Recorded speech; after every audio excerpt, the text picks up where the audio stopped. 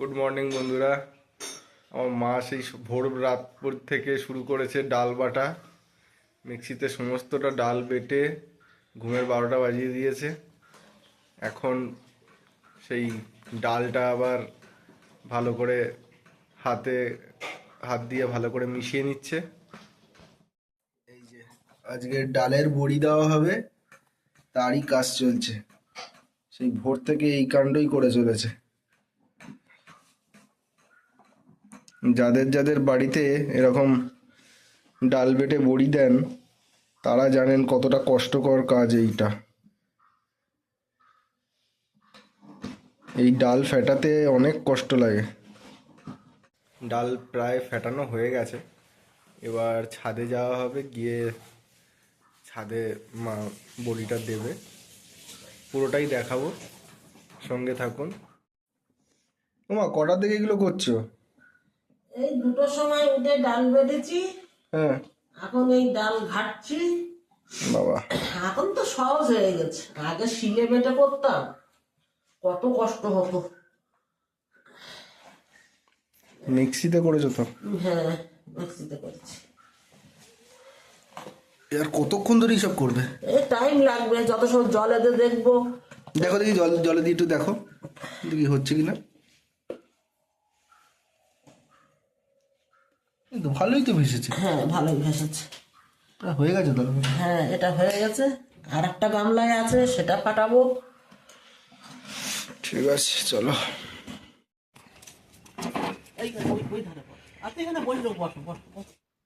মা সেই রাত থাকতে উঠেছে, তখন 2-2:30 বাজে, তখন থেকে উঠেছে। উঠে 2 কেজি ডাল, বিউলির ডাল, সেই বিউলির ডালটা মিক্সিতে বেটেছে।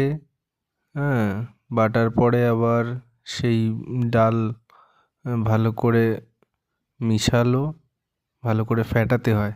যত ফেটানো হয় ততই বড়িটা ভালো হবে, তত ওটা মানে ব্যাটারটা তত হালকা হয়ে যাবে।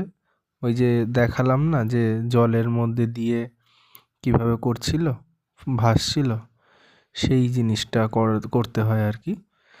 তো যারা বড়ি দেন তারা জানেন কতটা কষ্টকর। এই এই ডালের সাথে যে চাল কুমড়ো হয়, সেই চাল কুমড়ো ভালো করে গ্রেট করে নিয়ে মিক্সিতে আরও মিহি করে সেটা দিতে হয়। ডালের বড়ি কাটার কাজ কিন্তু প্রায় ওই 6টার দিক থেকে শুরু হয়ে গিয়েছে। এখনও সূর্যি মামা কিন্তু ভালোভাবে ওঠেনি, ওই আস্তে আস্তে সবে উঠতে শুরু করেছে। মা আর স্বাগতা দুজনে ডালের বড়ি কাটছে। স্বাগতাই ফার্স্ট টাইম ডালের বড়ি কাটছে, ও আগে কোনো দিন বড়ি কাটেনি।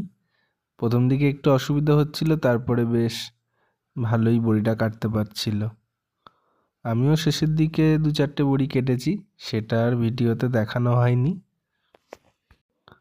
আপনারা যারা এখনও বাড়িতে বড়ি দিয়ে থাকেন তারা ভালো জানবেন যে বড়ি দেওয়াটা কিন্তু বেশ কষ্টসাধ্য ব্যাপার। আবার এটাও ঠিক, এই বড়ির যে টেস্ট সেটা কিন্তু আপনি ওই বাজারের বড়ি খেয়ে কিন্তু ফিল করতে পারবেন না। বাজারের বড়ি আর এই বড়ির মধ্যে কিন্তু আকাশ পাতাল তফাৎ। যারা এই বাড়ির বড়ি খেয়ে অভ্যস্ত তারা কিন্তু বাজারের বড়ি খুব একটা ভালো খান না। কারণ বাজারের বড়ির মধ্যে কি বলুন তো, ডালের পরিমাণটা অনেকটা কম দেওয়া থাকে, ফলে টেস্ট অনেক কম থাকে। বাড়িতে দেওয়া মানে তো চালের পরিমাণ তো থাকে না, সেখানে ডালটাই তো সবটা। তবে মানুষ এখন খুবই ব্যস্ত হয়ে উঠেছে, বিশেষ করে শহরকেন্দ্রিক মানুষরা, তারা সময় পান না, সেক্ষেত্রে আর উপায় নেই, বাজারের বড়ির উপরে নির্ভর করতে হয়। এখন বিকেল 5টা 5:30 বাজে, দেখুন আর এক কাণ্ড শুরু হয়ে গেছে।